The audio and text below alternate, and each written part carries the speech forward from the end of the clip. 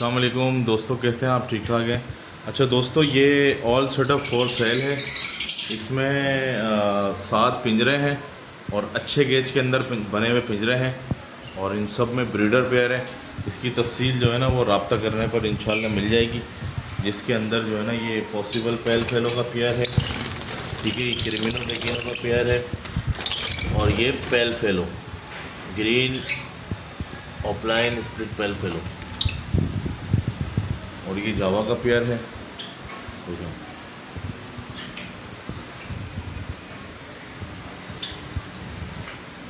और ये भी ऊपर जावा है। इसमें कुछ सादे बर्ड्स भी हैं और कुछ ये रेड आई के हैं, लोटिनो है, ठीक है। और इसके अंदर लोटिनो का एक ब्रीडर पेयर है, पॉसिबल पेल फेलो हैं सारे।